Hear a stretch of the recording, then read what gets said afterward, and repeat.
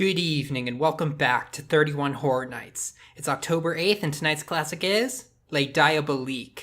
For whatever reason, the randomization method I used led to a lot of the foreign films being used very early on in the month. This is the second of two French films on this list, so I guess I'm just getting them all out of the way at the beginning. Les Diaboliques is a 1955 French movie directed by Henri-Georges Clouzot. And fun fact about this movie, it's based off of a book, and apparently this director got the rights to it just mere hours before Alfred Hitchcock could have gotten to it and made his own movie of it. It also served as a big inspiration for his later movie, Psycho.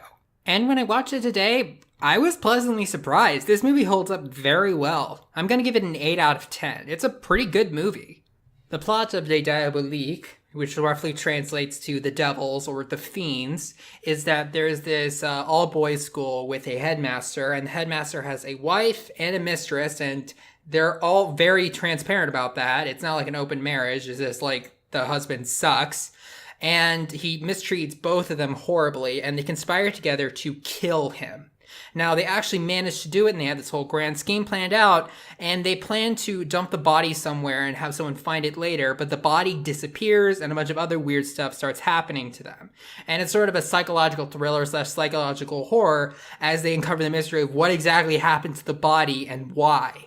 The two leads are the mistress, Nicole, and the wife, Christina. And in many ways, the two women are pretty much opposites of each other. Christina is a devout Catholic, very straight-laced. She had to be convinced to do this, and she feels incredible guilt, even though the husband really is horrible, like absolutely terrible. And then you got Nicole, who's a lot more blunt. She says that she was an atheist since she was 7. She's a lot more of the, I guess, bad girl, at least in 1955 terms. And she's the one who came up with the plan, and they're working together, but she's like the one with the stronger convictions about actually doing this. The murder plan involves drugging the headmaster and then drowning him in a bathtub, then taking him back to the school and dumping his body into the swimming pool. Then somebody will come across it and assume that he just killed himself by jumping into the pool. But a wrench is thrown in the operation when the body disappears. And neither woman have any idea how that happened. They don't know who took it or what happened or why, but now they're freaking out because their plan fell apart, and somebody either knows about what they did or did something to the body for some reason. This serves to turn the women against each other because both of them suspect the other one of trying to pin it all on the other girl and just running away scot-free, even though they were both complicit in the murder. I really do like the acting in this movie. The woman who plays Nicole is pretty good, but I really liked the actress they got to play Christina, who I believe is the wife of the director, Vera Clouzot. And she does a really good job. She's like she kind of makes you think of Judy Garland in a way. She's just like really likable and innocent in her performance, even though her character isn't really that innocent at all.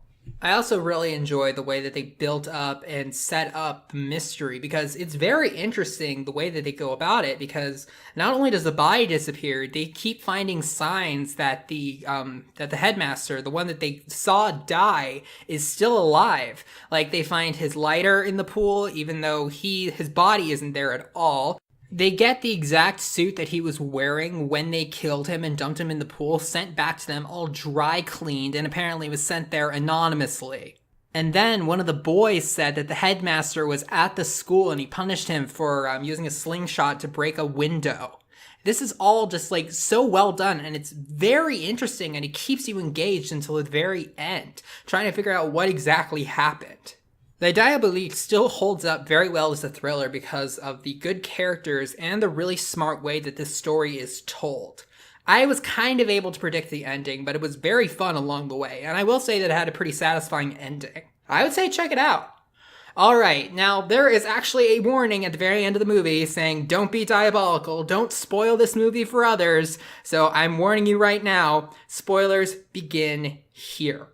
As I was watching Les Diaboliques, I came to the conclusion that the answer could only really be two things. Either the headmaster came back as a ghost and is messing with both of them, or this is all a very elaborate scheme that Nicole is in on all against Christina, and it turned out to be the latter. As it turns out, all of this was an elaborate plan to kill Christina or get her arrested. They established multiple times in the movie that Christina has a very weak heart, and she ends up dying of fright and a heart attack with a very intense scene that happened. The build up to this was really great. She like looks out the window and she sees like on the other side of the school, and several times like a light will open in one window and you'll see a shadow cross it, and then it will turn out, and then the one next to it will light up, and then another shadow will come across it. I don't know how they managed that, but it was really cool. And like doors open, and she hears a typewriter going off. She goes into the room with the typewriter, and it's just the headmaster's name, Michelle, like just typed over and over. That might actually have been something that inspired The Shining, now that I think about it. And then she goes to the bathroom and she sees the waterlogged corpse of her dead husband rise up and start walking toward her, and then she freaks out, has a heart attack, and dies. And then he like pulls out, it looks like they were like half of like ping pong balls that were in his eyes, like really uncomfortable looking contacts. And this was all faked by him and Nicole, the mistress. And they turned out to actually really love each other, and they both just wanted her dead because she's rich, and that would have left them with a lot of money. Now, if they had just left it at that, that wouldn't have been spectacular. But about like 2/3 of the way through this movie, there's this one detective who comes up, and like Christina goes to the morgue at one point because she reads about a dead body found in a river in the newspaper, and she wants to see if it's him. And he takes an interest in the case, and she wants him to stop because if he continues investigating, he's probably going to figure out that she was complicit in the murder. But at the very end, it turns out he was watching what would happen, and he catches Nicole and Michelle in the act, and he gets both of them arrested. Now, there's one thing at the very end of the movie. I don't know what exactly they were trying to do with this. There's a few different ways you could interpret it. But the same kid who said that he saw the headmaster when they thought the headmaster is dead said that he saw Christina, even though we know that Christina is dead. So maybe this is all a super elaborate scheme against Michelle and Nicole, or I don't know, maybe Christine came back as a ghost. I'm not sure. I guess you're just supposed to interpret that any way you want. Considering how old this movie is, it held up surprisingly well. Usually with movies that are deemed classic, looking back on them, they might not stand the test of time, but this one definitely does. As a psychological thriller or as a crime drama, I think it's pretty good. If this sounds like your thing, check it out. It is streaming on YouTube with English subtitles, so you can see it for free if you're interested. I'll see y'all tomorrow.